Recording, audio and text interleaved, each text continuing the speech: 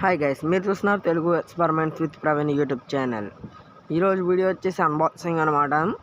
మన దగ్గర ఉండే మీరు ఆల్రెడీ తమ్నెయిల్ చూసే ఉంటారు.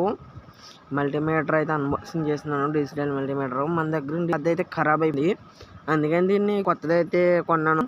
ఇది ఆన్లైన్ స్టోర్లో కాదు, ఆఫ్లైన్ స్టోర్లోనే, లోకల్ మార్కెట్లోనే తీసుకున్నాను. దీన్ని ఓపెన్ చేసినట్లయితే ఇందులో ఒక యూజర్ మాన్యువల్ ఇచ్చారు. చాలా పేజీలు ఉంది, దీని పక్కన పెట్టేద్దాం. దీంట్లో చూసినట్లయితే ఇంకా కేబుల్స్ అయితే ఇచ్చారు, దాన్ని చెక్ చేయడానికి కేబుల్స్. ఇది బ్యాటరీ అయితే లోకల్ మార్కెట్లో నాకు తెలిసినవి అన్నీ అయితే బ్యాటరీ కూడా మనకి ఫ్రీగానే అయితే ఇచ్చాడు. అందులో ఆల్రెడీ బ్యాటరీ ఉంటుంది, కానీ అది ఛార్జింగ్ అయితే అయిపో ఉంటుంది. అందుకని నేను స్పేర్ బ్యాటరీ కూడా ఒకటి అయితే ఎత్తుకుని వచ్చాను, ఎందుకని మంచిదని. ఇది చూసుకున్నట్లయితే ఆన్ అవుతుంది, కానీ మనకి ప్రాపర్గా అయితే ఆన్ అవ్వట్లేదు. ముందు దీన్ని కవర్లో అయితే సింపేద్దాం నన్ను. ఫస్ట్ దీనికి సీల్ అయితే సింపేద్దాం కవర్లు.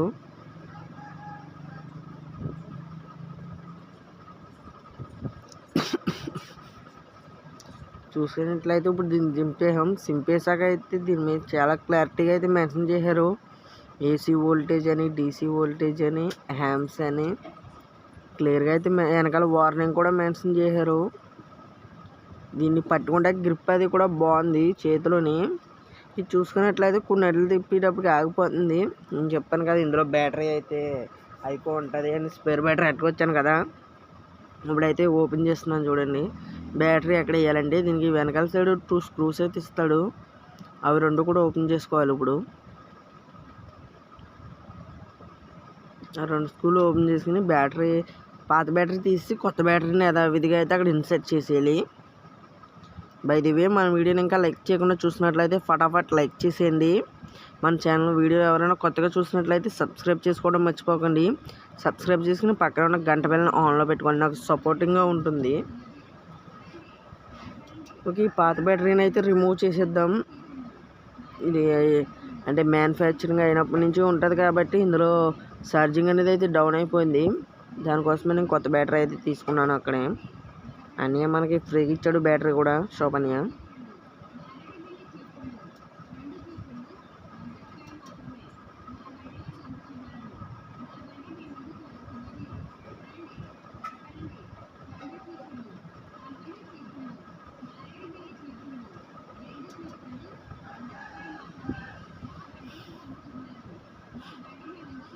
సేమ్ మళ్ళీ యథావిధిగా బ్యాక్ కవర్ అయితే ఎలా ఉందో అలా ఇన్సర్ట్ చేసి ఆ 2 స్క్రూలను కూడా ప్రాపర్గా అయితే టైట్ చేసుకోవాలి.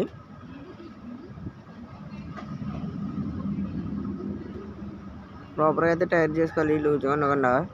ఓకే, ఇప్పుడు చూసినట్లయితే చూడండి, ఇందాక మీద బ్రైట్నెస్ అయితే కనబడుతుంది. ఇప్పుడు డిస్ప్లే ఇప్పుడు ఏ కూడా ఆన్ అవుతుంది. ఓకే, ఇప్పుడు దీన్ని కేబుల్స్ ఇన్సర్ట్ చేసి చెక్ చేద్దాం. ఇప్పుడు ఇది అరౌండ్ 1 మీటర్ అయితే ఇచ్చాడు మనకి.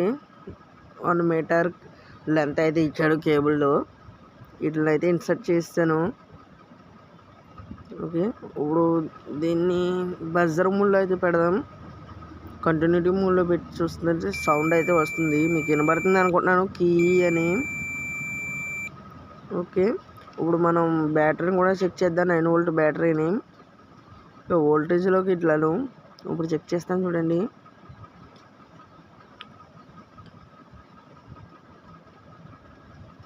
ఇది మనం చూసుకున్నట్లయితే 5.92 అలా అయితే వస్తుంది వోల్టేజ్. 5 వోల్ట్ అయితే ఉంది, అందుకని ఇది ఛార్జింగ్ అయితే లేకపోవడం వల్లే మనకి ఇది ఆన్ అవ్వలేదు ఇందాక. ఇప్పుడైతే ప్రాపర్గా అయితే పనిచేస్తుంది. ఓకే, ఇక్కడ మనకి క్లియర్గానే మెన్షన్ చేశారు, మేము ముందే చెప్పాను. యామ్స్ అని ఇక్కడ 20 యామ్స్ 300 యామ్స్ అని ఇచ్చారు. కింద చూసుకున్నట్లయితే యువతల సైడ్ వోల్టేజ్ అంటారు, డీసీ వోల్టేజ్.